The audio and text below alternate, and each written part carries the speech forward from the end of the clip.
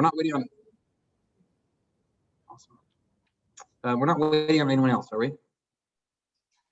No. It looks like we have. Judge not here, but I think we can start anyway. All right. Sam, do you mind texting him? Yeah, I got it.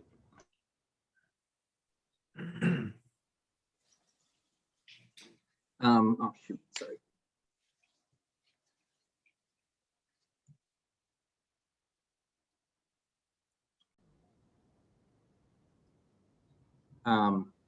Sorry about that. I'm out of town actually. I'm at a family reunion and I keep getting interrupted. But I think everyone's gone now. We're good. The reunion doesn't actually start till tomorrow. We just barely checked into our unit, which is why I've had internet issues. But I think we're good now. Sam, any word from Judd? Yes, he's joining now. Awesome. Okay, well, let's start with. Let's see. I don't know all of the formalities. Do we have to call the meeting to order with a vote? I don't think we do. Awesome. No. Great. Then we'll start it. We'll start with public input. Are there any members of the public that are waiting that have yet to be let in? It doesn't look like there are. Yeah, I don't see anyone. I don't know if anyone wrote in with anything they'd like. Great. Well, then I want to introduce a couple of people who are here for the first time. I guess Sergeant Galino, you introduced yourself. Do you want to say anything else since it's your first time in a while? Well, hello to those I haven't seen in quite a while, and I think that's all I have to say. Looking forward to the future sessions. Thanks. And then we also have, little background, Sergeant Galino is our representative from the Norwalk Police Department. She's joined in the past and we're excited to have her participating again. And then we also have from the Norwalk Redevelopment Agency, our newly appointed liaison is Carly Kramer. Carly, do you want to introduce yourself? Sure, I'm Carly Kramer. I'm with the Norwalk Redevelopment Agency. I've been there for about a year now. Excited to be part of Bike Walk. Awesome. Thanks again. So with no other public input, we'll go ahead to the approval of the minutes. I included those in the agenda. We had 2 meetings last month. Both of them actually ended up being specially noticed meetings, one because of technical difficulties and one to hold a couple of votes that were time sensitive. Would anybody like to move to accept those minutes? I'll move. Okay, Audrey, thanks. And Sam, looks like you're a second. Yep. All in favor? Aye. Great. Looks like we have a majority. Any opposed? Excellent. Okay, so I'm going to move the agenda around just a little bit for the sake of time, and also in particular because Sergeant Galino has to leave. I'm going to jump right to Barb, if that's all right. Barb, do you want to talk about events? Okay. Thought I might have time to wake up first. Oh, sorry. It's all right. That's all right. So there's 2 events that we're thinking about. The first is the bike repair station, going back to do that demo that we never were able to do because of weather and bike repair station being broke. We're thinking about, and I need your agreement or disagreement on this, connecting it to the concerts that are held on Wednesday nights. And the reason for that is there's so many people there on Wednesday night, not only for the concerts, but there's also bocce and volleyball, and it's a really active night down there. So we don't have to advertise, we're just gonna have the folks there. We could advertise. The dates for that are July 14th, which is in 2 days. I don't know about that one. August 11th, August 18th, and August 25th. Those are the 4 that are calf pastures. There's one at Betts Park that kind of ruins the part about doing the bike demo. Sam has agreed to do the demonstrations, but in order to move forward and fill in our application to the city, we really need some commissioner buy-in. It's to staff the table, we do need 2 people. I can be there. Sam will be doing the demos. We need another person. You can't do the table by itself. I've done it. It's not possible. So is there anybody on board that would like to join us on any of those dates? Big resounding quiet. I was afraid of that. So until we have people for those dates, we really can't go forward. Two of them I will proceed with, and that's August 11th and the 25th, I think, because Nancy would love to come down, and those are dates that she's available. So I'm gonna. Barbara, what's involved in staffing the table? People come up. I mean, I've only done 2 events. I did a truck event in the city and the last National Night Out. So my experience is that people come in and tend to come in groups of 3 or 4 or 5. And that's why one person gets, they're not always together. You know, you got 2 separate families coming up. So it's a little bit awkward to try to deal with all that at once. We will have on hand, I wish I had one to show you, really cute bags that we had printed with our logo. They work as backpacks for the kids, and the kids wear them. They put their little papers that we give in them, and they march around. It's a fabulous, you know, advertisement for the commission, and they just love it. What we'll give out is just the literature that you've all seen, because we've presented it at every meeting. So we'll put that out. We'll also gather names for the mailing list. So we're not talking about, you know, major stuff here. It's just we need 2 bodies at the table. I would consider it, so we'll keep in touch. Yeah, Okay. and Barb, you can count on me because I'll be down there for another table, and I also worked the table before for the Bike Walk Commission, so happy to do it. Are you talking about National Night Out? Because we're talking about Calf Pasture right now. Oh, yes, sorry, National Night Out. Calf Pasture, the date of Calf Pasture is when? We're going to skip the 14th. That's too hard. The 11th, 18th, and 25th of August. And the band's on from 7 to 9:30. I thought it'd be more productive us to be there like from 6 to 8, especially as we get through into August. It gets darker a little bit earlier, so it'll be hard to see the demonstrations. I haven't confirmed that time with Sam. Does that sound good to you, Sam? That sounds great. I'm sort of partial to the date of the 11th. The 11th? Yeah, That's a definite go. okay. Okay, let's focus on the 11th. Okay, yeah, we can negotiate the 25th after we see how the 11th goes. I Mhm. think it's going to go great. I don't know how we could mess this up. No, it sounds like fun. Sounds like a no-brainer. As Okay. long as it doesn't rain. If it rains, then it's usually the next night that they do the concert. So we do have a rain date, whether or not we can do that, but there is one scheduled. So that's a possibility. Right? Okay, so I'm gonna go in for that date. And then we'll move on to National Night Out. National Night Out is August 3rd. They canceled it last year, but we did do it in 2019. And I did staff the table with Nancy and Bobby, and the 3 of us were barely enough. That's a very busy place. It's full of a lot of local people. I not only would love to staff it with the commissioners, it'd be fabulous if we could get a Spanish speaker volunteer to come with us, because the crowd is not predominantly, but a really large part of the crowd is Spanish speaking. And where is that held? That's held right by the streets that intersect by the police station. It goes Oh, down Monroe. South Main for a block before, or half a block before the police station, half a block after, and then the side street, I think that's Monroe maybe. It goes down them a half a block on that side. I see. It's a true family event. A lot of kids. So you see our backpacks running all through the crowd. It's really cute. And it would be the same deal. We would be passing out stuff. To this one, if we do it, and again, we need a commitment to do it. I'd also like to ask the commission for some money, because I would like to have some fruit or some kind of healthy food there to also give. These people seem to come hungry, and they do look for fruit.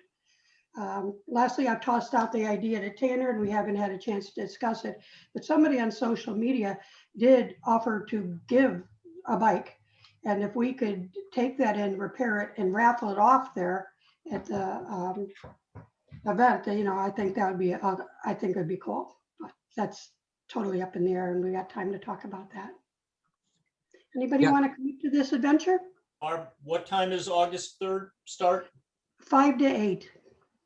So setup is going to be from 4 to 5 p.m. We're going to be shutting down that section of South Main Street and Monroe Street at 4 p.m. We're asking anybody who's setting up tables to be there before 4:30, because we had everybody setting up at the last minute, which ended up a big disaster in 2019. So we're asking that everybody's going to be set up by 4:30. So once I get my registration forms in, I will be starting to turn around the usual packet of information that I distribute about parking for vendors, et cetera, with instructions to follow. Great. Yeah, I learned my lesson in 2019. Nancy did get there early. We were all set up, but I got there like 15 minutes early and parking was ridiculous. So I can. Yeah, and the roads get blocked in with everything from fire department, pizza trucks, ice cream trucks, you name it, it's all there. It's very difficult to get in there. So it's probably, I think in 2019, we had about 3,000 people there. Nice. Hey, Sam, is there any way that you could borrow a cargo bike so that we could transport all our materials via cargo bike? No, they're secret. They're secret, okay. Can't- Don't worry, I can transport it in my vehicle. I'd Oh, love sure, to have yeah, somebody to help me set it up, but I logistically, if I get my car parked, I can start hauling things in at 4 o'clock. It's not a big deal to me. Yeah, I thought it would be good, at least as good for visibility and to start conversations with people if we had a cargo bike there. Well, I yeah. rode my bike the last time down there and that was kind of drew attention. I can ride it again and help We set up. we almost raffled your bike off, Christine. We had a couple. Oh, no. That's the truth. Yeah. Okay. Well, let's keep the agenda moving along. I will be there for the record, and I would invite all commissioners to come to National Night Out. I would love to see you in person, first of all. And second of all, I think it sounds like a large event and a really good way to make a good impression on the community.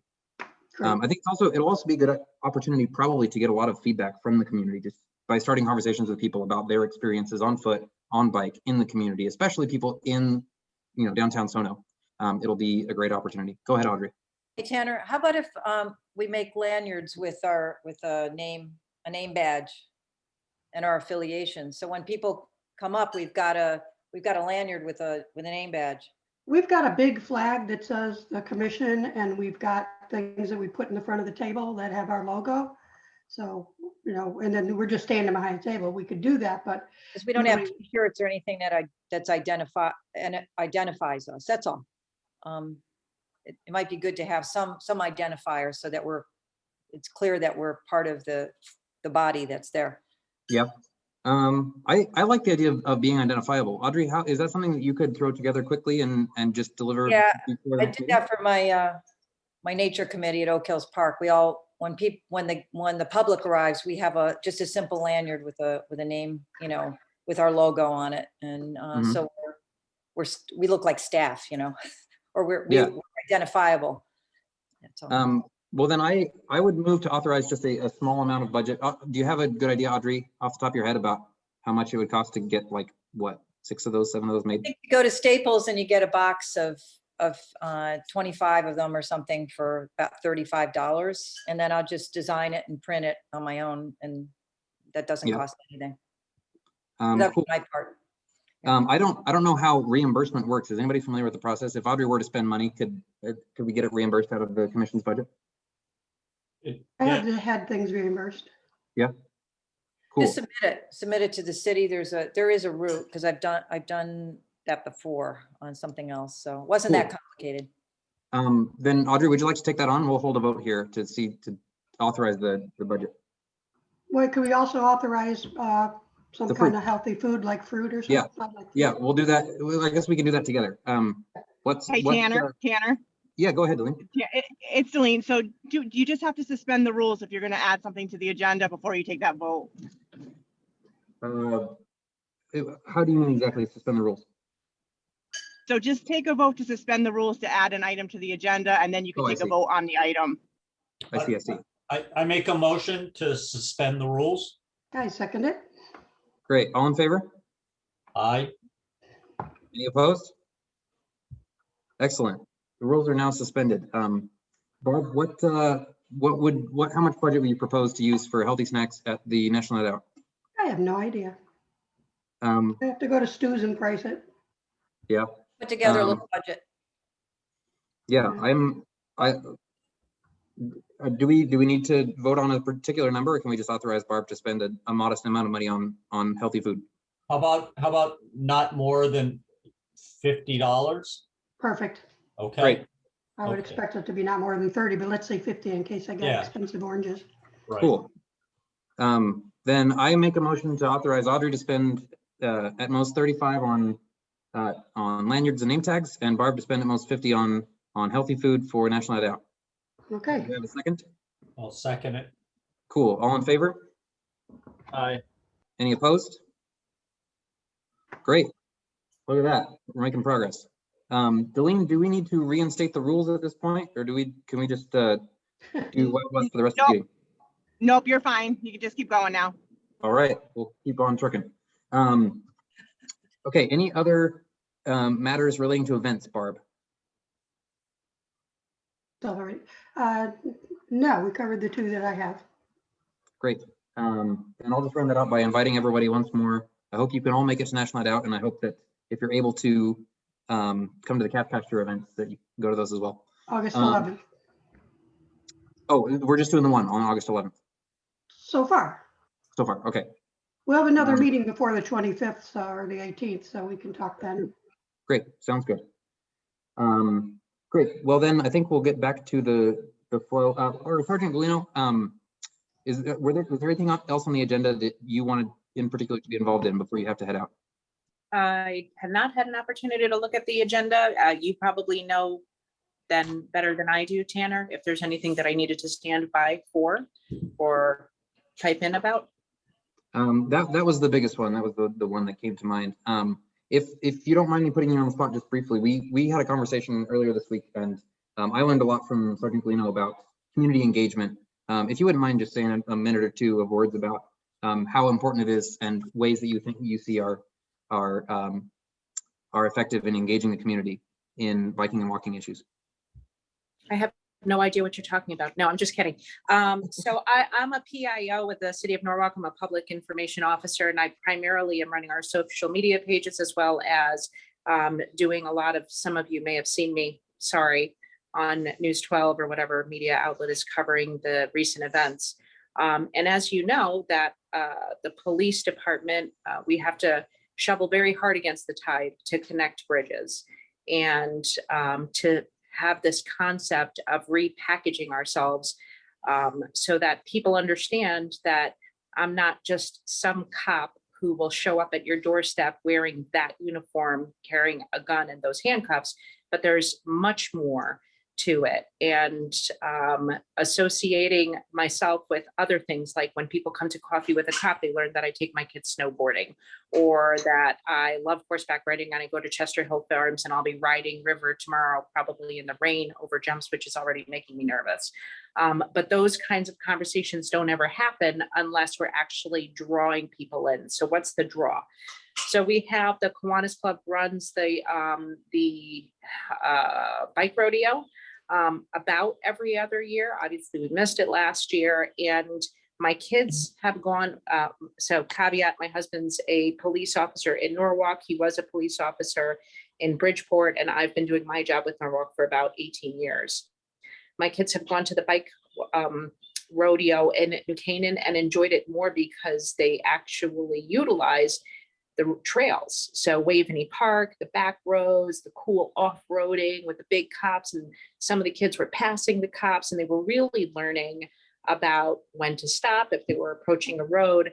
And I felt like while the YMCA was a wonderful place in the parking lot, we missed a huge opportunity where right behind there, we have brand new paths to utilize. And we could even set up tents along that path, for example, or on the other side over by the mansion, where we're encouraging people to actually use the path, get mobile, whether it's walking, skateboarding, bring something, move your way down the path and start becoming.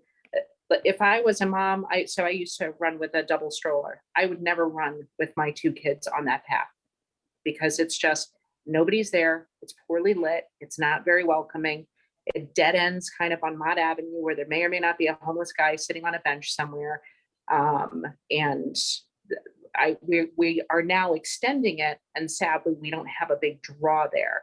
So the most of the community, when the other comment that I had made to Tanner is that usually when I'm posting something to Facebook, Twitter, or Instagram with regards to biking and it's springtime, bicyclists are going to be back out on the road again. There's a nice loud crowd that loves to complain about, oh, those bikers, they never share the road, they pop a beep, pop a bit. So we have almost like a dichotomy of a small group of people who love biking, and then everybody else who's either too uncomfortable, hasn't stepped out of the shadows, doesn't feel comfortable bringing their family to places like that. And we can start pulling all of that together to not only have the safer roads, which we're creating, or the safer paths, but now actually getting the people to come out there. So my proposition, with my very long wordy proposition, is that we could maybe step up the bike rodeo and change it up a little bit, maybe do something annually, maybe do something monthly. I love the ideas of the bike stations, but if we had spots along the trail that we would, okay, we're meeting at spot number 1, we're meeting at spot number 14 this month, whoever wants to go, and we're actually pulling people to places along that route and encouraging them to get there.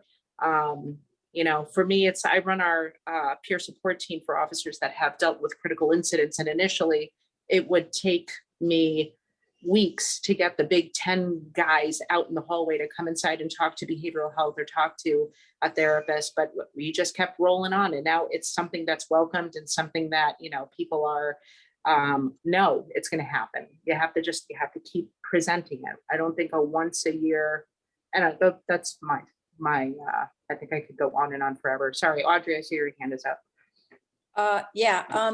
Sophia, to sort of riff on that, there is something, and I've mentioned this to Tanner and a few other people. It started in Detroit called the Slow Roll, and what it is an APB kind of goes out to the community that we're going to be meeting at such and such a place, like you just said, some segment, and it's a ride that's for families, children, people of all ages and all abilities to do a bike ride together to introduce people to different segments of the city. Love it. It's a tour, and it requires very little except to just put it out on social media and people just show up. And sometimes it's because Chicago, they do it too. And now food trucks have started showing up and things like that, but it's called the Slow Roll and it's for everybody. And it takes like no money and no planning, just putting it out there and people just show up. And that's how Audrey, I'm wondering if that would require, and you guys would know better than I, if that would be a special event thing that we'd have to do permits for or not, especially once food trucks start showing up, it might get a little bit bigger. I love the idea. Police are also always looking for ways to bridge gaps with the community, and we have a number of bike certified police officers, including myself.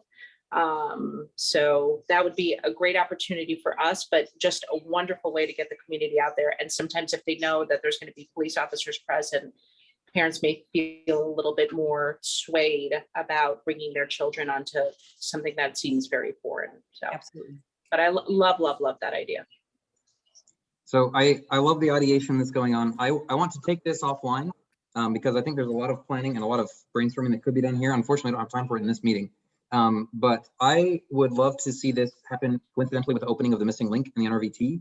Is there anybody in the meeting that knows the opening schedule for that? Late August, early September. Okay. Jim Carter may know more. Well, and Mike? Oh, Jim, hi. No, that's the appropriate planning timeframe. Great. I didn't see you there, Jim. Thanks for joining today. So I will set up an email thread probably with Audrey and with Sergeant Galino and with Jim Carter and anybody else that would like to be involved in planning some sort of group ride, especially like a city sanctioned group ride or a group walk along the new section of the trail.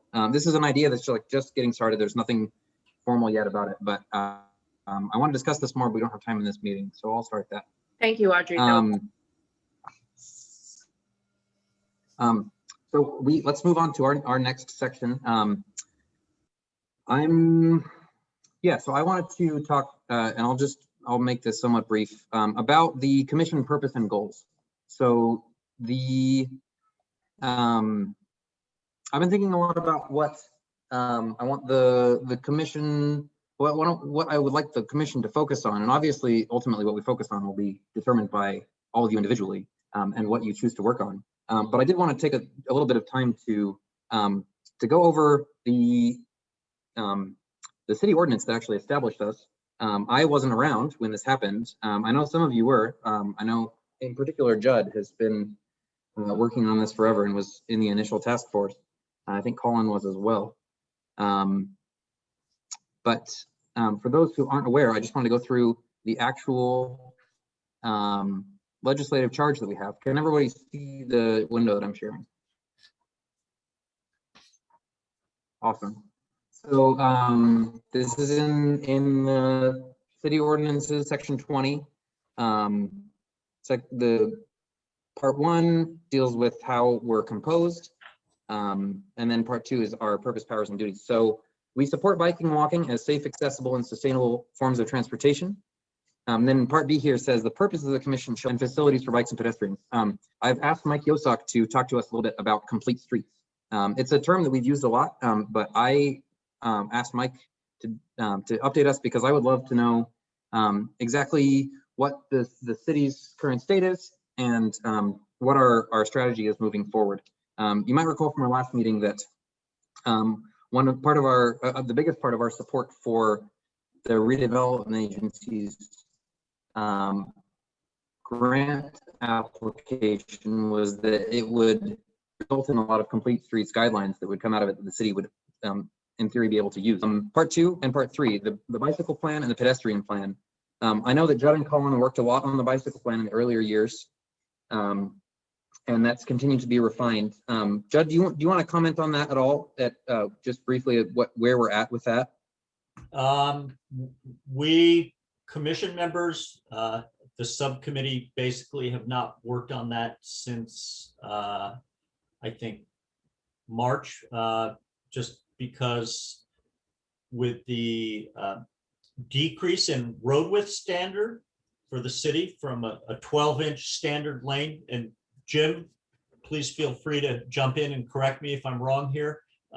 It was changed from a 12-inch wide road to a 10. Yeah, sorry.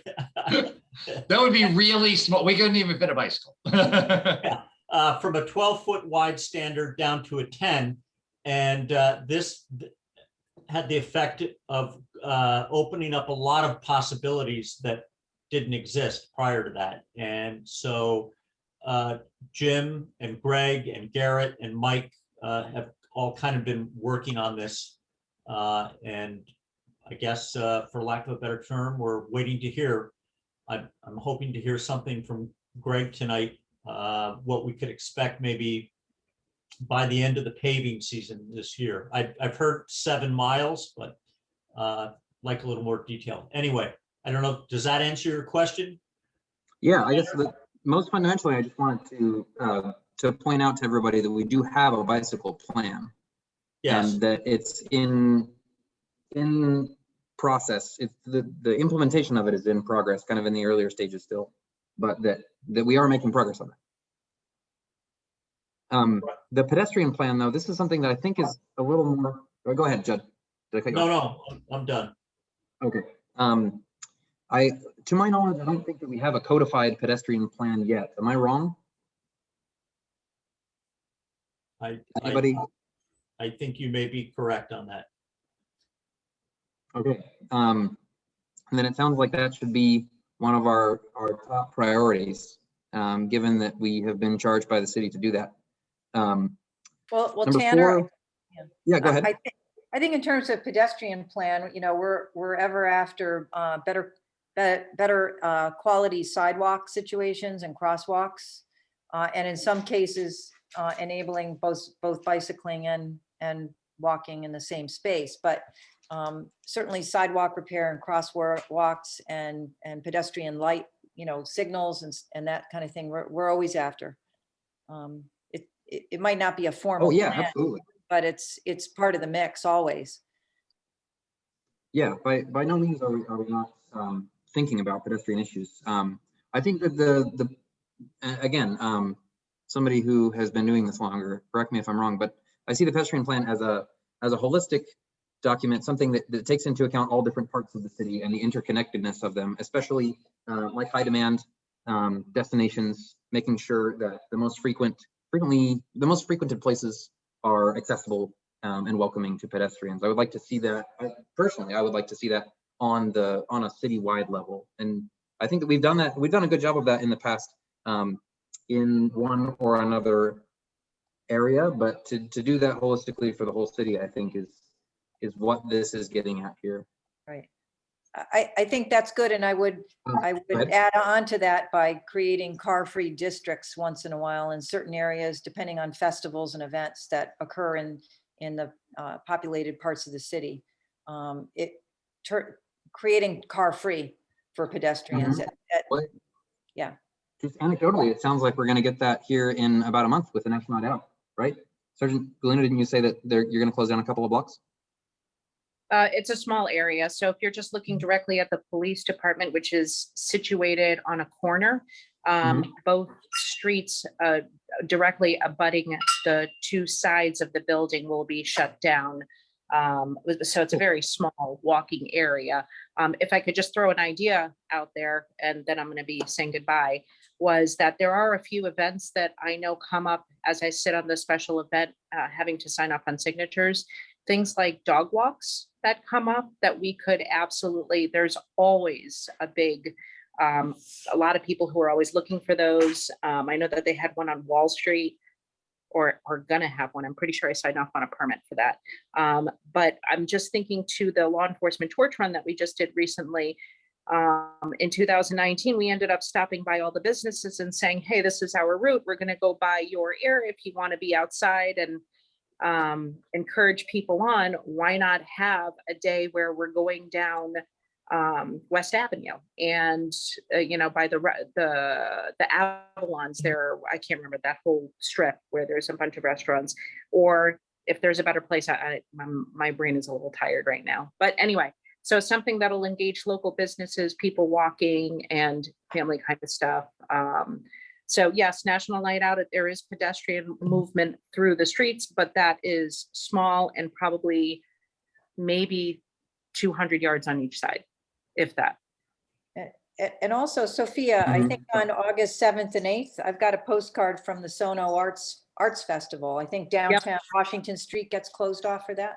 Is that for so that's a four-way intersection. It is very clogged with tents.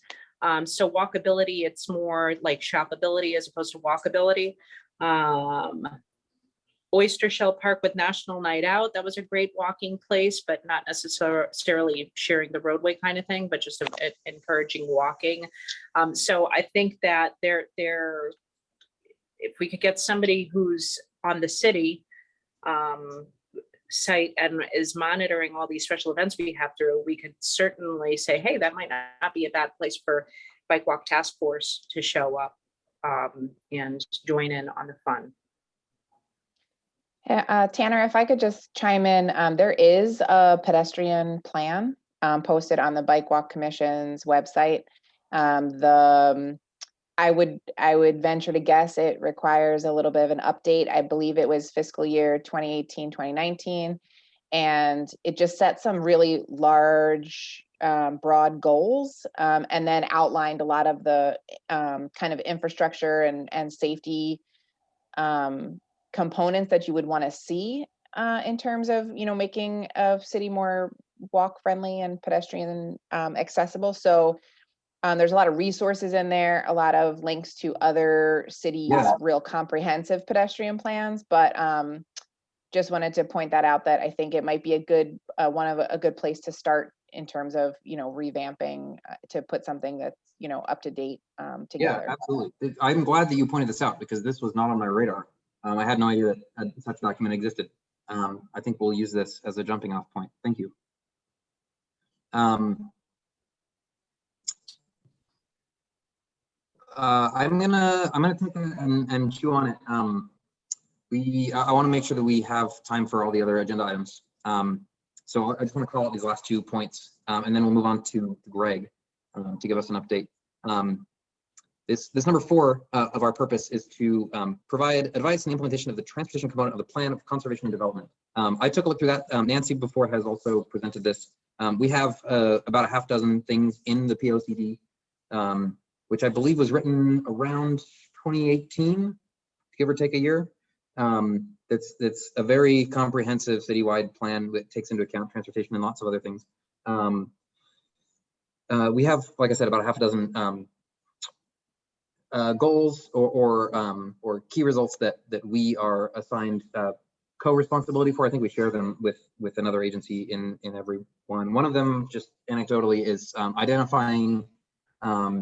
I think they're referred to as like green routes or tree streets, essentially streets or routes through the city to prioritize for planting trees. That's something that completely wasn't on my radar until I looked at the POCD.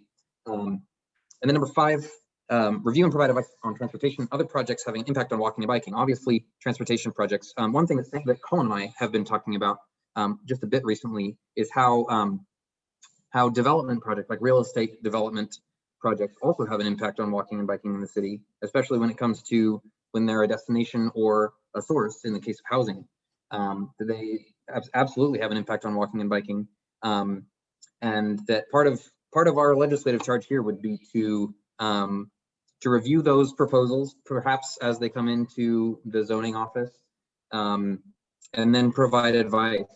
I don't believe that we have any sort of appointment or voting power on any zoning committee, but it does say here that we are to provide advice. So I'm going to be thinking about how to accomplish all 5 of these as a commission, how we can work together to make progress on them. Feel free to reach out if you have other ideas about how we're going to achieve these. I would love to have a super long brainstorming discussion. I love ideas, but I don't think we have time for it in this meeting.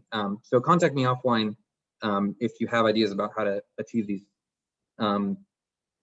So with that, I do want to turn it over to Greg so that we can accomplish this point number 5. I think Greg does have at least one thing, a transportation project for us to review. Is that right, Greg? Yes, yeah, if you want to pull it up, Tanner, that'd be great.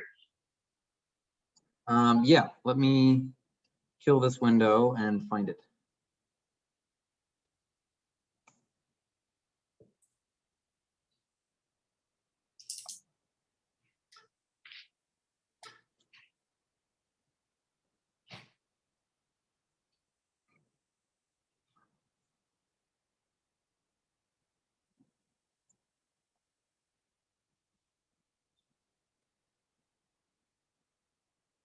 You got to pull it up if you're, oh, there we go.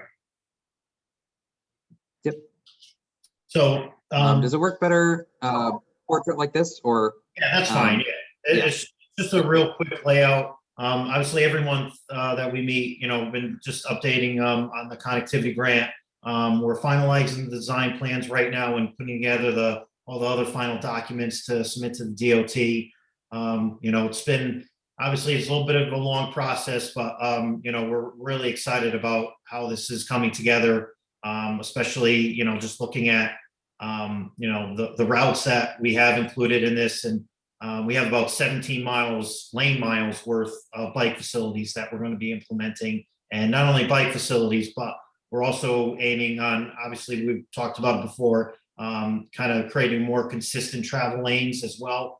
Throughout the entire corridor that you can see here, and also providing updates on some pedestrian facilities as well throughout the route. So it's not just that we're putting in bike facilities like sharrows or bike lanes. We're also putting in some new crosswalks and just putting in some better traffic calming measures as well, with striping and making things a little bit more consistent along these routes. As you can see, it starts out up top here, Route 123 on the north-south route, and works way all the way past Route 1 south of 95. And then, Tan, if you want to just scroll lower a little bit. And then obviously along 136, right around the Darien border, and works its way all the way east along 136 all the way, and connects to the Water Street bike facilities, which will then take you up and takes you into Fort Point Street, which will take you past Seaview Avenue. And then you could take 136 and you could take the Winfield Street all the way to the Westport line as well. So both directions, about 17 miles worth. a little over 7 miles worth of bike lanes. We tried to incorporate bike lanes wherever the roadway width was applicable. We went out and constantly measured the roadway widths and tried to squeeze out as many miles worth of bike lanes as possible. Even if it was a short segment, we tried as much as possible to get that to that point, and also add edge lines wherever we couldn't quite get a bike lane, but we can at least create a more consistent travel lane for vehicles, so the roadways aren't as wide, and provide a shared lane as well, where we could as well. Like we said, it's not just about just bike facilities, but it's also, creating more crosswalks and, traffic calming with the edge lines and, kind of reduce some speed a little bit in some areas throughout the entire corridor. So we're hoping to finish that up rather soon. Between Jim, Garrett, and myself, we're finalizing everything, and we'll be submitting to the DOT very shortly. So if you don't mind me, or I guess Judd, go ahead. I've got some questions. I'll let you first. Greg, do you think this will happen this year, or is it next spring, or? Our goal is to get it done this year. Obviously, the state still needs to review, and then the district must go out also and they may want to go out and do a field inspection as well on it. Garrett, myself, and Jim have gone out, like we said, multiple times to try to save as much time as possible and get the right striping and the right dimensions of the roadway and try to save as much time as possible.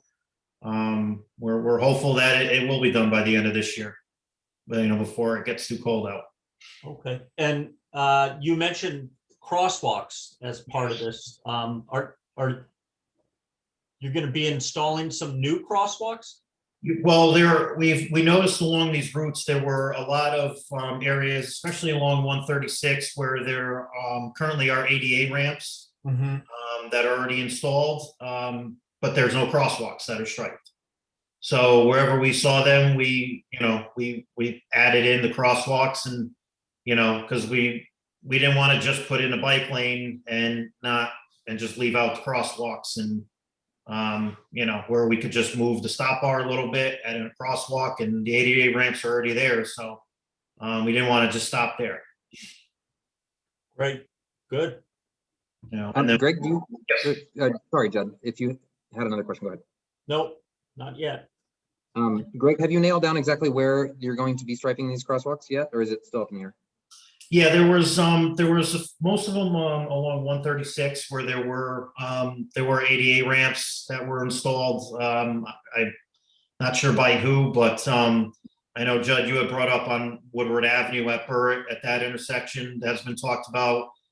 There's also a four-way crosswalk where ramps were at Water Street and Burt Ave as well that we want to look to add, and then Meadow Street and Wilson Ave also had a couple missing segments of crosswalks that we wanted to put into the design plans as well. So we tried to call that out and see if we can, get it installed, and once we go out and and put this into place. Cool. Another question for you, Greg, and then I'll go to Colin. Just for background, you referred to this as the Connecticut Community Connectivity Grant. Correct. So this was a grant that we applied for and got. Yes, this was awarded. Was it by you or by the state? By the state, yes, correct. So the state put out a connectivity grant. This was probably 3-4 years ago now. And a lot of cities obviously applied, and we were awarded a grant. And as far as on a scale wise, as far as the length of bicycle facilities that we're implementing, I mean, we did have, if you look at, it's on their website, you can see other cities and what they've done. We haven't seen any other city done this length of detail of bike facility and pedestrian facility upgrades. I mean, other cities have done on a smaller scale in a smaller area, done extensive updates as well. But as far as this length of striping and pedestrian and bike facility improvements, we haven't seen too many. And Jim probably had, Jim definitely had a lot in Stanford, the connectivity grant money. So This is very, very important to us. And once we get this one done, the state usually comes out with, more connectivity grant money. And, once we get this one out and, hopefully installed soon, then we can, look for other sources of funding as well. That was gonna be my next question. How frequently can we do this? How often can we do a project like this? They had come out last year with another one, with another round, but unfortunately we could not apply for it as we already had this one kind of in the works and money allocated. So once we get this one off, then we can move on to another one and apply. Gotcha. And many projects that we can always get funding, look for funding for. So, Got it. So then my last question, you said that the state DOT will have to bring some people out to look at it. Is that because it's a state grant, or is that because a lot of the lanes, the work is on state roads? Not so, just along 136 especially, they may come out and they want to inspect like the signage, because there's a lot of signage that goes into this. There's a very extensive cost in just signage, just for bike lane, share the road signage. And we're also looking to put in bike route signage as well. As you can see, it does have a lot of turns. So we want to put some bike route signage to give the cyclists some advance notice on where the route will take you. Nice. So they don't go on a street that doesn't have a bike facility on it. So it's a lot of just inspecting just where the locations of the signs are going to be, and if it's applicable for for a sign to go there, and if there's not any intrusions in the way. Awesome. So, Cool. Colin, go ahead. Yeah, awesome. I just had a question, and I don't know if it's Greg or Jim, but I was wondering, buffered bike lanes or just standard lanes, and then also, since you were talking about edge lines and transitions potentially to shared lanes, how you saw the transition from a edge line to a shared lane happening, and I was curious as to what the current marking standard was on that. So how it was, you're not necessarily leaving a bike route, but going from a lane or generous shoulder to a shared lane. right. As far as the buffer is concerned, wherever we can apply a buffer, we did apply a buffer. Anywhere from 2 to 3 feet. If it allowed for a 5-foot bike lane and an additional room, especially along like 136 on like Winfield Street. You do have a very wide shoulder as it is right now. So, we definitely applied, like a 3-foot buffer and a 5-foot plus in some areas, additional, bike lane. So we did, wherever we could apply it, we did. And then in other areas where we can just do a 10-foot travel and a 5-foot bike lane, then obviously there was no buffer through that, but we do have, we did add a, significant amount of buffer, because I think right now we only have one in the city, and that's that short stretch on East Wall Street. So it definitely will give us an extended length of buffered bike lanes. And as far as just like a transition between a share. Strawberry Hill not also buffered? I don't believe so. Sorry. Because you got the parking on the side along most of the Strawberry Hill, along the curb. And then Colin, you asked about the transition between a shared lane into a bike lane. Is that? Yeah, that's correct. Just like I'm just wondering if it just ends, if like the edge line ends, or if you're planning on dashing it and then. Yeah, so we did like an extension line of at least 50 feet. Where it just kind of flows into the bike lane. And the same thing where the bike lane ends, we just kind of did an extension line of at least 50 feet and just kind of flowed it into a shared lane. And we put the signage very close to where the bike lane ended that said share the road within the bike lane extension, so that it, tells the vehicle and the bicyclist that the bike lane is ending. And also the bike lane end sign is 100 feet back, which is usually an NUTCD standard of the bike lane, notifying the cyclist that the lane is going to end and it's going to transition into a shared lane. So what I guess the other situation I was curious about was like an encroachment that's not, you're not discontinuing the route. Obviously the route is still going. Like if you have a momentary encroachment where it's less than a bike lane and less than an ideal edge line with like 4 feet or something, where you might, Right. are you going to opt to dash and then do all of that signage and marking, or is it just going to be like a dashed edge line and you can kind of, goes into like a shared marking or something and then back into a wider So- bike lane? So Or is most of those areas usually, like especially along most of Wilson Avenue, especially, is going to be a shared lane, and there's already an edge line there, and there's really no. It's pretty tight, especially going as you go up towards like Woodward Avenue and Meadow Street. It gets a little tight, so that's just going to stay a shared lane. And then as you get up to, for instance, like Bird Ave. Yeah, it's a short street, but we were able to put in like 3.5 foot shoulder line, edge line, and then apply a sharrow as well along with it as well. So, because you have, and that's with a 10 foot travel lane width. So, there's no like abrupt changes where it goes from bike lane right back to a sharrow and then right back to a bike lane per se. You have a pretty good distance between all the shared lanes and the bike lanes. Excellent. Thank you. Yep, you got it. And then Audrey or Jim wanna? Yeah, I just, I'm glad that we're accommodating bicyclists. I just get worried still about safety and still dream in my heart of hearts where the bike lanes have a hardscape of some sort, a true barrier between motorists and bicyclists that, they're painted on, but motorists are famous for just sort of running people off the road. So I'm just wondering if it's some portion of one of these routes could have some sort of hardscaping just to see how that goes or something, not that it has to happen at this go round. But somewhere down the line, even like Sam mentioned, putting plungers along, we've heard about tomatoes and pumpkins and all kinds of sort of grassroots efforts to create a barrier. But some hardscaping at some point is actually the better route down the line. I mean, obviously there are some lower expensive, items that we could put in other than putting in concrete barrier between the two. Yeah, that's ugly too. There's actually some really pretty ones that are made of metal and very sculptural and attractive.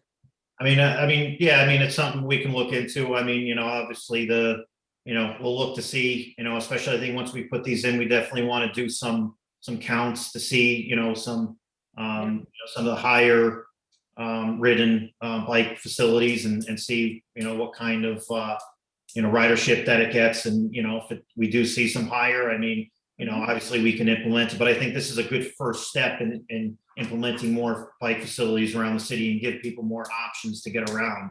Well, the safer, the better. I think more people. I agree, but at least this will kind of be a first step for us going forward and see, and kind of go from there. Because we can incrementally build up to that. And you see that in other cities where they start off with a bike lane and then they add hardscape and then they add other things in between. And so we can, look into that as we, but the biggest thing is getting these implemented first. Maybe some pumpkins. Maybe so. Yes, Jim. Hey, so I'd just like to add in, because I'd like to jump in on a couple of things, and I try not, this is not, it's your meeting, so I just want to, but I also want to make sure, I don't think Greg really emphasized enough just how much he put into making this happen. When this started, this was entire route of sharrows. So this is in one project, more than doubling the amount of marked bike lanes that we have, or dedicated bike lanes that we have in the city, and really significantly impacting a marked bike route. I share the concerns on sharrows. We do not like them, right? But we did come to you early on and talk about where we could be there. I think we needed to be here in order to grow and to get to a point in time that we can get protected bike lanes. But this was, in probably less than 3 months, there is how many page plan set for this? 20 pages. So it's a 20-page plan set, which has detailed pavement markings for every foot of the intersection. There's been a lot of going out there measuring. And while we were out there, we decided to not take this as just a bike route, but to look at those opportunities where we can get in, crosswalks. To where we would look to change a stop bar to get it to the correct distance away from an intersection, right? It's been painstakingly detailed to get to this point. And I don't think Greg gave himself enough credit of just how much time, effort, and work that he's really spent on making this happen. We could always be better, right? But all I really want to be is better today than we were yesterday, right?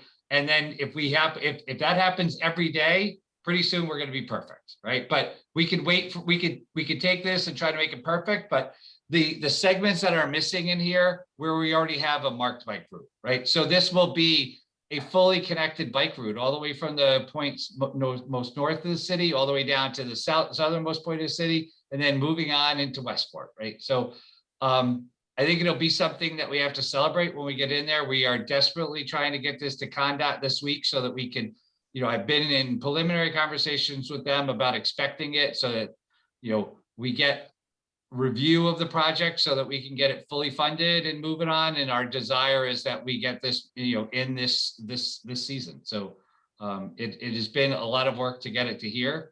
And it might not be perfect, but we'll get perfect when we continue to get things that are better. So Thanks, Jim. Thanks, Greg. And one more thank you. Oh, go ahead, Greg. Or was that Jim?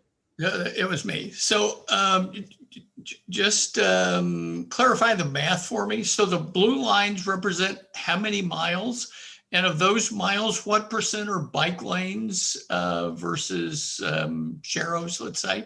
So we're looking at, this is total of lane miles. So it's not just, the whole width, length of the street. So we're looking at lane miles, both sides of the street is 17 miles altogether. And we're looking at a little over 7 miles worth of bike lanes. And the remaining, 9 to 10 miles are sharrows. Thank you. So about 40%, it sounds like. Yeah. But also, we also have the entire 17 marked at 10-foot travel lanes, right? So there, this is about complete streets, right? It's about taking into consideration, not only cyclist movements, but how we can improve pedestrian movements at locations, but also how we, have a better, more consistent travel lane. So this is, the big wins here are, how we were able to get this is by, getting the city to adopt 10-foot travel lanes, right? So the 10-foot travel lanes is the entire route of this is a 10-foot travel lane, marked, right? So you see it, which will, in some of these more rural streets that lack a lot of street lighting, at night, that's going to be a huge benefit to the driver because they get, you get the reflection because it's a thermoplastic edge line. So they'll get the reflection of where it is. So there's a lot of safety benefits from this. So it's a good project. Cool. I would love to keep getting more details about this. We do have to move on, unfortunately, but I want to give one more thanks to Greg for all of his hard work on this. I know that it's been in the works at least since I got involved on the commission. So thanks again, Greg. Thank you to Jim as well. Yeah, and thanks, Jim. Speaking of complete streets, I want to turn the time over to Mike Yostock for an introduction to what the concept of complete streets went from an engineering standpoint and what Norwalk has been working on in that regard. Thanks, Tanner. Let me see if I can share my screen here.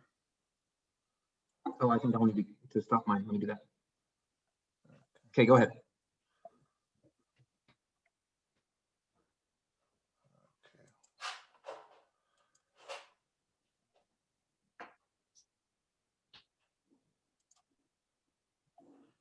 Go bring up the PowerPoint here.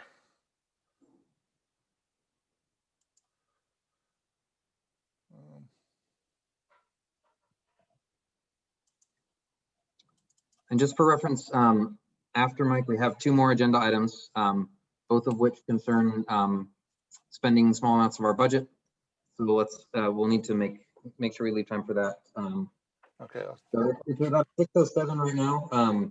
Mike, can I give you 10 minutes? Is that cool? Yeah, I'll try to do my best to make this quick and simple. Do you see my screen now? I don't yet. No.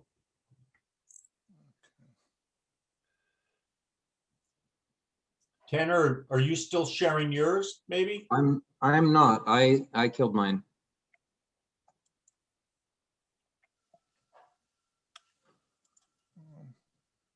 Mike should be able to share.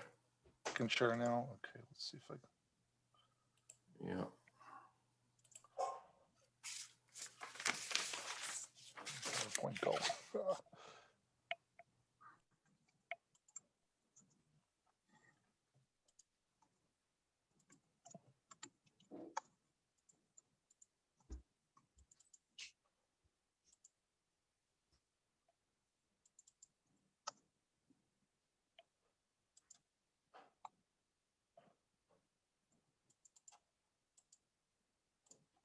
Do you see it now? Sadly, no. So Mike, open up what you're gonna share first, then click on share screen. Oh, okay. And then go to that window. It should be part of one of the windows. So try it that way.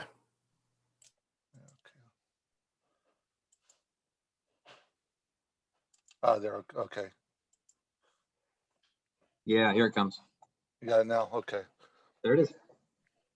All right, so basically, quick definition, complete streets are streets designed and operated to prioritize safety, are comfortable and convenient for all users and support all forms of mobility. They're designed to be inclusive, to built for people of all ages, all abilities, regardless of whether they're traveling as a driver, a pedestrian, a bicyclist, or even a public transportation rider. Concept of complete streets encompasses many approaches to planning, designing, and operating roadways and rights of way with all users in mind, making the transportation network safer and more efficient.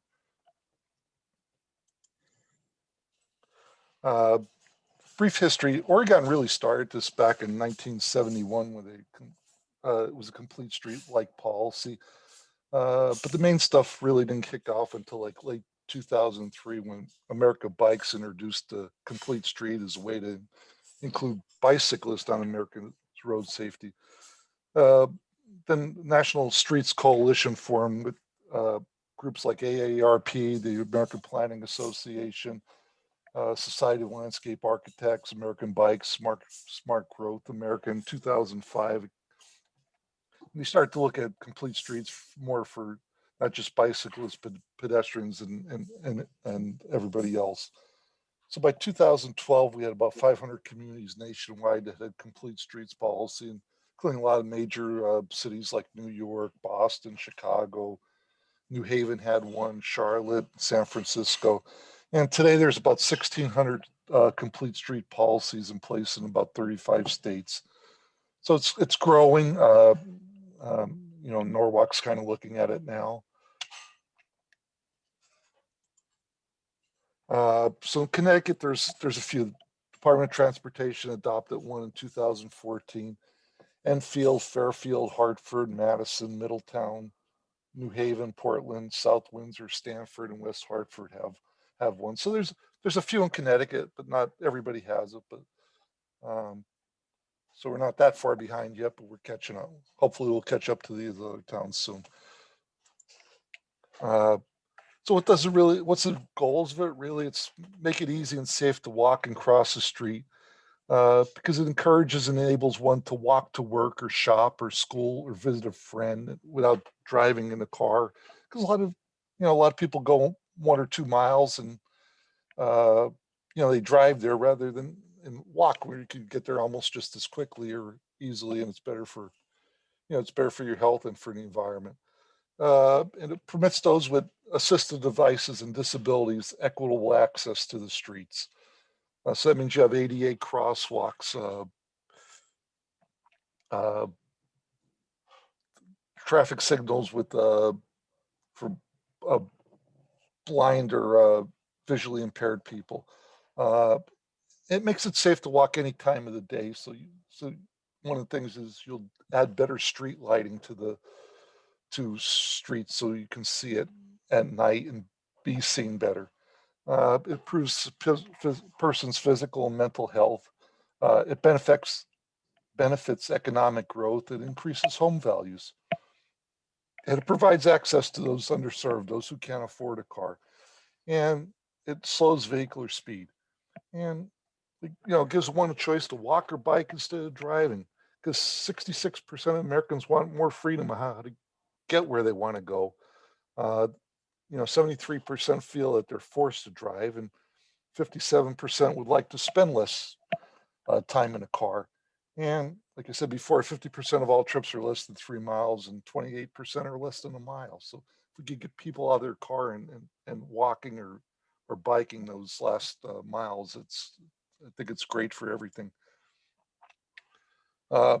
Incomplete streets are unsafe for those of color, low income, elderly, or children. They're unsafe for those on bikes. They're unsafe for those who want to cross the street or walk. They have more traffic jams and more congestions. They're streets that cause more accidents or crashes. They're unhealthy for people. They discourage bus riders, and they're inaccessible for those with disabilities, including hearing and sight. So the overarching design guide of a complete street is to make it safe, to make it healthy, provide economic benefit for the community, and make it environmentally friendly. So how do we do that? There's a lot of different design characteristics that we take in place. We improve our crosswalks. We put maybe bulb outs or RFBs, and we do bike lanes, protected bike lanes if possible, but it's not always possible. A lot of streets have different conditions. You have a lot of driveways, so you can't really do a fully protected bike lane because people need to get into their driveway. You do some bike boxes and you try to address the intersection designs better. For people with disabilities, you add curb ramps or audible pedestrian signals, and you make the sidewalks wide enough and without obstructions. And for bus riders, in some places you do bus only lanes or bus rapid transit priority or transit stops. There's some things you do with parking, like on Wall Street, we did the angled head out parking. Some studies found that it's safer to back out of to back into a parking space and pull out of a parking space for bike riders on the street. And then you design the streets for the type of street you have. A downtown street has a different type of design than a major arterial or a neighborhood street or a rural street.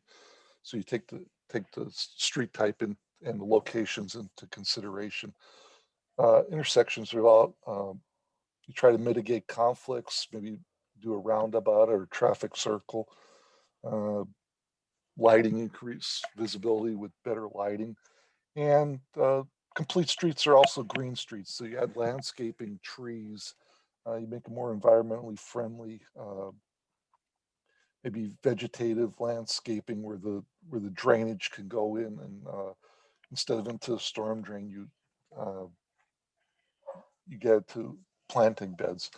Important design consideration is speed management. So you want to make the streets slower, not super slow, but you want to make them slower because fast streets, accident risks go up and fatalities go up.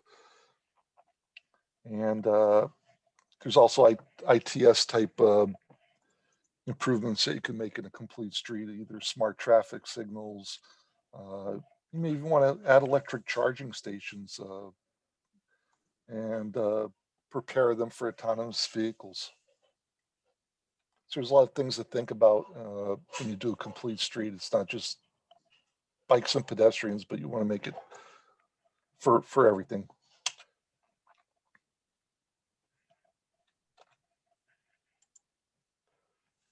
So how do we accomplish this? Well, we start out really with a transportation master plan. We did one of those a few years ago, and we're in the process of updating it again now.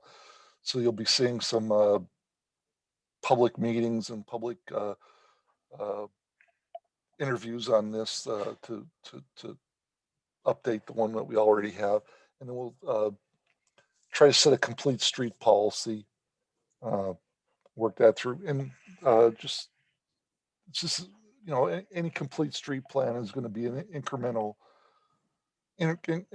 approach. You can't do everything all at once, but you spread it out over time, but get it done, and then you kind of try to follow up with a Vision Zero policy, because you need the complete streets to go onto Vision Zero. And Mike? Sure. Yep. The Vision Zero, what creates Vision Zero versus complete streets? Well, you have when you have a complete street plan, you're designing for a Vision Zero, because if you design the street right, your accident risk are going down. You're putting the crosswalks there for pedestrians to use. So that's why you want to have the complete street manual to design from, and then use the Vision Zero is where you look at this, you kind of identify the streets that you're having the problems with and try to resolve them with your complete street plan.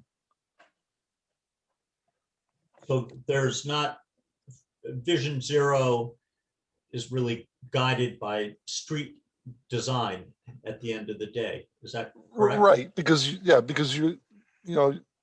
Vision Zero, you have a problem, you have accidents there, you have to fix them, but now you need something to go back to fix them with. So that's where you kind of use your complete street plan. So they kind of walk together hand in hand. But the complete streets is usually done before the Vision Zero plan. Just to round things off, a complete street plan is not a singular design, because each street is going to be unique, and it's a part of a community context. So, street in South Norwalk is going to be different than a street in Silver Mine versus a street in downtown Norwalk, or commercial street's going to be different than a residential street. So you have to, kind of keep this all in mind. And it's not a mandate for an immediate retrofit. You're not going to do, I don't know, what we have 300, 400 streets in town. You can't do them all at once. It's not going to be a silver bullet. You kind of got to work with other groups. So there's land use decisions that go into it. There's environmental concern, transportation demand management. It's not really directed to spend a disproportional amount of money on. You're not going to spend $10 million to do one street. You got to balance out the needs. Every street's not going to have bike lanes, dedicated bike lanes or dedicated bus lane, because you just can't, they don't fit without taking, tons of property and width. So, and you still have to work with the community on this. That's pretty much a quick overview of what complete streets are. Thanks for the presentation, Mike. I've got one quick follow-up question. I wish we had time to answer more questions, but I wanted to ask, what is the difference between complete streets legislation and complete streets design guidelines? I've seen them talked about. I've seen both of them talked about. Earlier on in your presentation, you had a list of Connecticut communities that have adopted the legislation. Are they one and the same?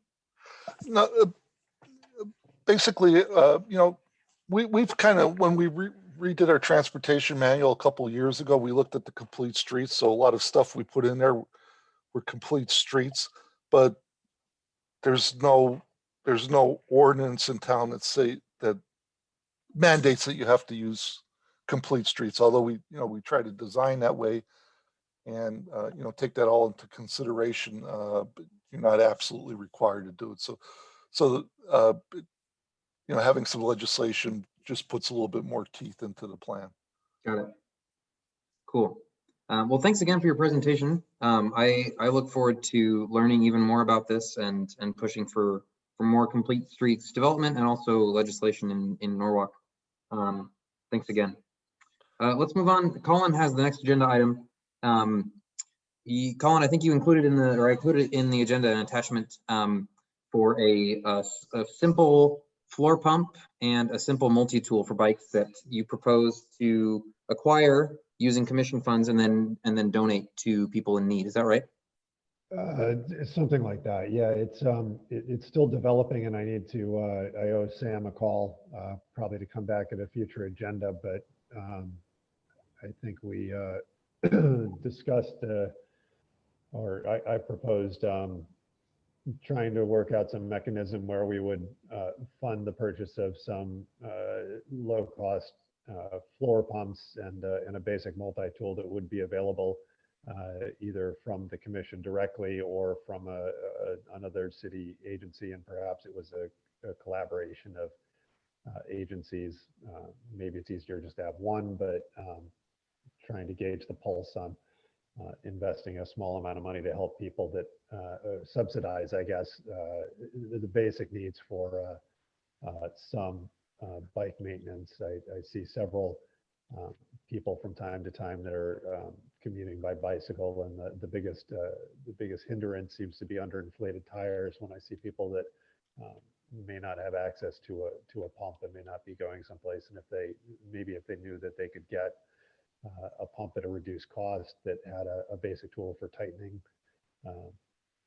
fasteners on their bicycle, they could pump their tires up and get where they were going a little bit easier, because that makes a huge difference in the damage that's caused to your ribs and your braking ability and your overall safety on your bicycle. So you get fewer flats if your tires are inflated properly. So that means that you can not spend as much on maintenance. You also get where you're going a little bit quicker because it's easier to pedal, and it's safer because the bicycle will handle more predictably. So I think all of those things are a benefit, and if we could offer a reduced cost pump and tool package for $5 to $10, I think it would be a good thing for the community that needs it, and definitely cheaper than and easier than going to a bike shop all the time. And maybe there'd be a subsidized tubes available too, if that was something we could keep.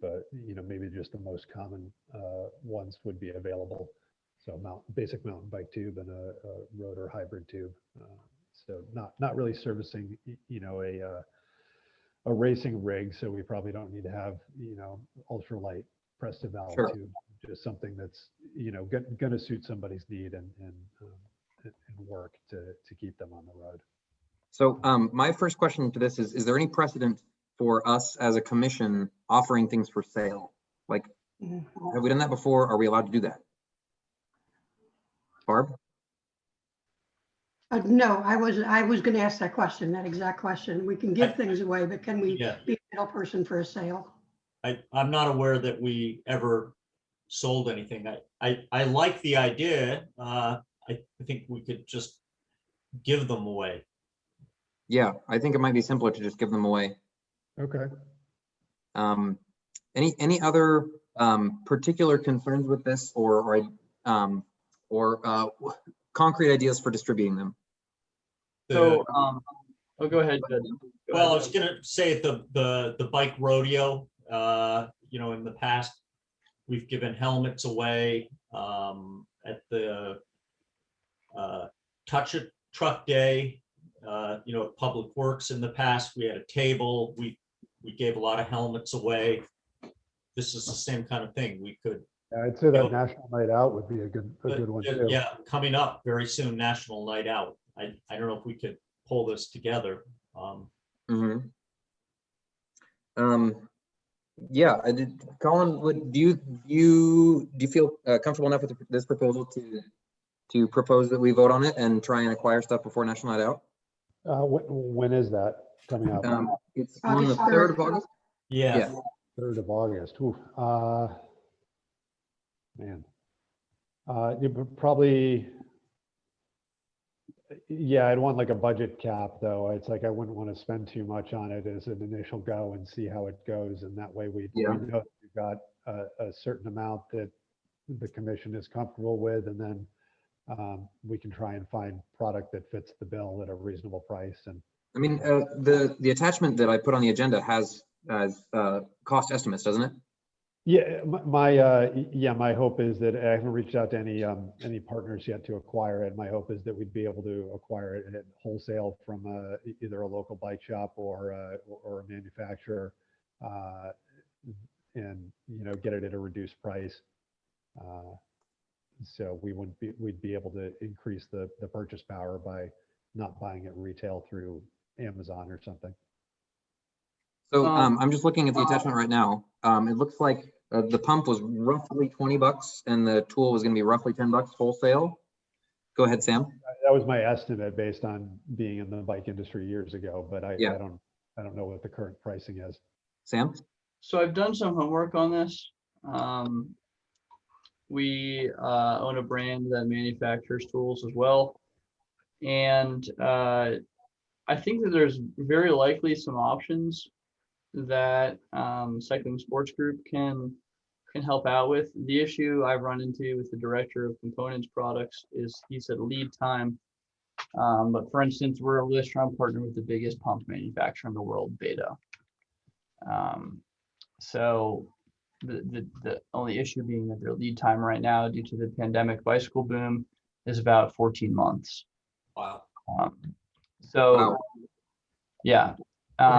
But I did some investigation elsewhere outside of CSG, and I can also confirm this in the work that Tanner and I have been doing with the bicycle co-op. But the majority of riders that would be most in need of this kind of support have bikes that are largely serviceable with an adjustable wrench. And in fact, a metric Allen key set will not benefit them because they don't have Allen keys on their bikes. So I went on Alibaba and I found what looks to be a pretty good 6-inch adjustable wrench at 90 cents for 100. So that would be, I think, one potential solution. I wrote them about a week ago asking if they do a black oxide coating. I was asking if they could do a fun color. I haven't heard back. But I think the best approach would be potentially to use budget for an Alibaba purchase. Again, though, a lot of these with international shipping right now and just general material shortages globally, I wouldn't be confident that anything would really materialize before National Night Out. Yeah, I think that's almost certain.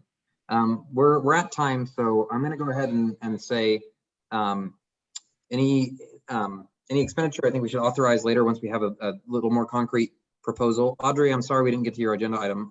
I will move it to the next meeting, and I'll talk to you offline about it in a little more detail.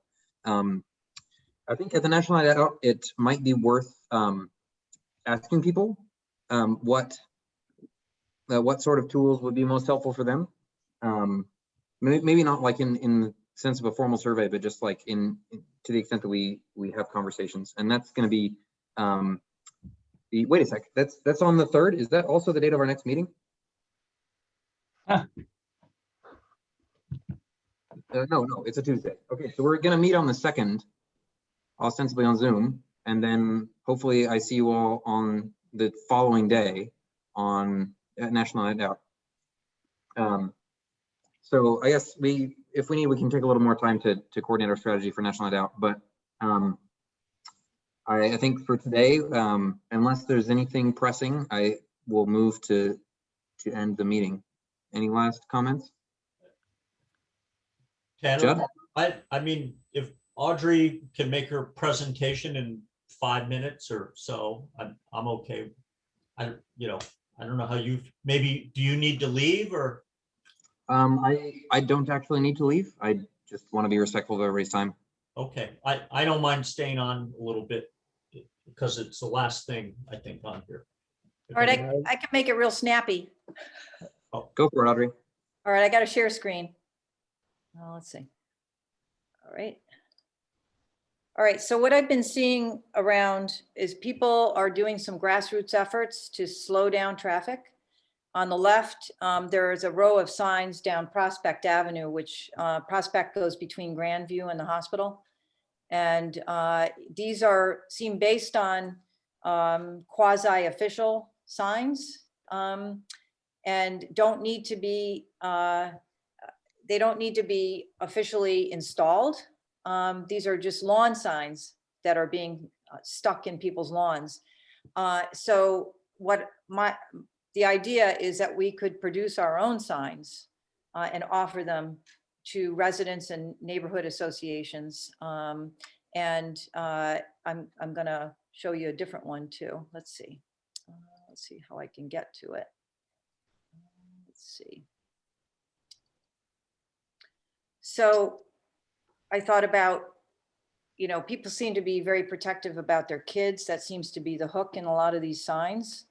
I spoke with the director of our library, Sherelle Harris, who said that she would be willing to be a site to store some signs. And if we offer them to residents, one per household, for instance, and neighborhood associations, they can put them on their lawns, which they're perfectly free to do. And she's willing to be a site for pickup. We could also make them available at national, you know, the night out or any of our events, and start to do basically tag on to a grassroots effort that's already going on right now. So this is just this was a proposal, and just hope you like the idea. To me, it seems like kind of a no-brainer, and just get motorists to pay attention and slow down. Thanks, Audrey. Welcome. So I did just a little bit of research, and I don't know if this is true for sure, but I think that it might actually not be legal for people to post these. That obviously hasn't stopped the people who you found the signs in their yard. Can anybody comment on that? Hi, Tanner. Yeah, so I did raise my hand with this. So this is against city ordinance for signs, and when they're found, DPW will remove them. You know, but even besides that, there has been numerous studies, you know, for these types of signs throughout the years, and none of them have ever proven to have any change in driver behavior, right? So I think what we would really be doing is, you know, adding to a landfill as DPW pulls them on a regular basis through the city. But we'd be adding to the sign clutter. And some of the things, you know, one of the things that we're working in traffic right now is really creating, you know, a sign manual. So it's going to give some guidance to what we have, really looking at where they are so that we can reduce some of the clutter, really put signs up that we want people to pay attention to. Really, you know, we have been looking at, you know, every month now that I've been here that we have presented to the traffic authority. We have analyzed streets to reduce the speed limit.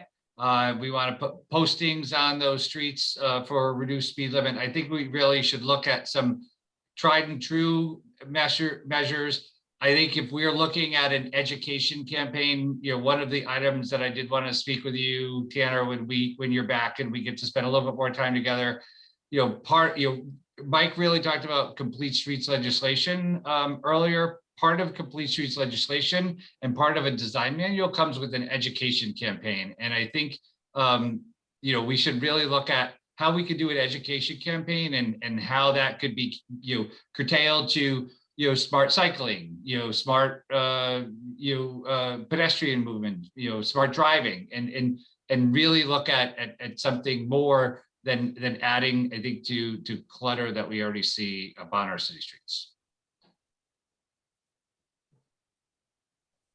Thanks, Jim. Audrey, were you going to say something? Well, I just, you know, I think when you start seeing people obviously people want something to occur in their neighborhoods. They want people to slow down and be careful because their kids are out. People are walking and biking more and are taking measures on their own. So it's I always look at what the grassroots movements are, and clearly people want something to occur. So I'm just, how do we respond, or do we, that's all. Well, I think people want things to occur, but I think when we have evidence that this hasn't changed behavior, right? We're doing something that's not meaningful, right? And I think we'd be more well spent to look at, an education campaign that we can go out. We do tabling events. So in when we worked in creating complete streets legislation for the city of New Haven, we adopted, we created an education campaign called Street Smarts. When I went to Stanford, we adopted Street Smarts as part of the Stanford complete streets legislation. Complete streets legislation has to have an education component to it. Maybe we tie on something here and we look at it. I agree that people want things, but if what we're looking to do hasn't produced results, I don't know what we would want to, why would want to mimic it. So if I can just jump in the middle here a little bit, it seems, Audrey, correct me if I'm wrong, but it seems like what you're looking for is some way that people in the community can be engaged to help with basically to help with the problem, right? But in particular, in this case, to help with education and with awareness. Jim or anybody else, is there some avenue that you're familiar with that is proven to allow individuals to participate in this? So I think that, I'd go back to, when we created Street Smarts for the education component in New Haven and in Stanford, we really looked at, creating little specific ways. So, we created a smart driver campaign, and that came with a decal, a magnet, or a sticker that identified you, and you signed a pledge, right, to do this, right? When we look at, what we talked before, I think Sam was really talking about a really low cost tool that would help out. Maybe if we branded it to our stuff, and it gets the opportunity that we could table at events on a regular basis. I think the officer that was on before, and I totally forget her name, and I apologize. And Sergeant Golino. What? Sergeant Golino. Okay, so when Sergeant was on, she was talking about, you got to do things over and over and over again. And I think that's it. She was right on target, right? It's not one event, but it's a series of events that starts to create avenues. And I think if we create a campaign that has components that we could speak directly to driver behavior, right? So we get out there why we want people to drive slow, why should you drive slow? We really look at the statistics behind those, where they are. We get some targeted issues to that, and when we look at cyclist behaviors, we can target some components to that. I think it's not a quick hit, right? I think it's going to require us to do a lot of work, but I think the things that are a lot of work tend to yield better results. Yeah, Jim, I think the education is going to be one part of this. I think that it becomes, you're educating those who will participate, whereas something like this, these lowly signs, every driver sees this who comes through the neighborhood.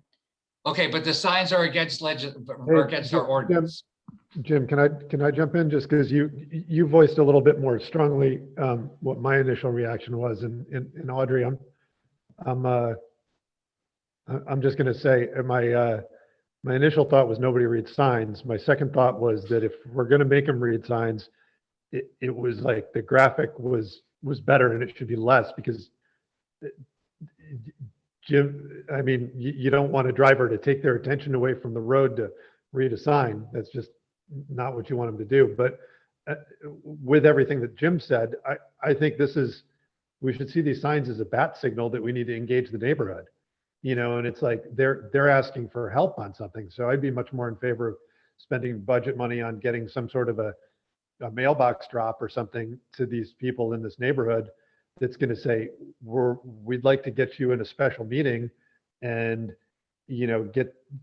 get us commissioners to listen to whatever their concerns are. And, we can have Jim and Garrett on if they're willing to attend a special session for this neighborhood and hear what their concerns are and really engage them and have a discussion about what their main issues are and what their primary concerns are. I think that would be a lot more productive than dropping signs. Take that as the signal that they want help with something and engage them and try and solve the problem. So Colin, or go ahead. Sorry, I was just because he made me think of something, right? And Audrey made me think of something, right? Where she's like, well, if you do an education campaign, you're only engaging the people who want to listen, right? And you talk about a drop. Well, what if I don't know if it's even possible, right? When we do speeding, when the police do speed enforcement, and we have those, is there a way that we can ever get in touch with those people? And maybe, from the bike, there's a component that you're going to target your message directly to the people who are speeding on our streets, right? It's an interesting concept. I don't know if we can get in touch with them, but that's not getting in touch with the people who are listening, but the people who are the violators.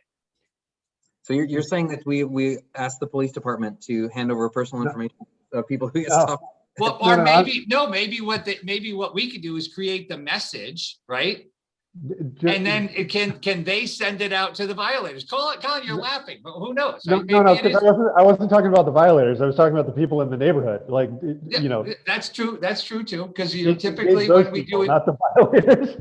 No, but I was going after the people. It's exactly where it is. But I think your people in the neighborhood are key, where we're seeing those problems, because, the police will tell you that when they do enforcement in a particular neighborhood, it's often the neighbors that are the violators.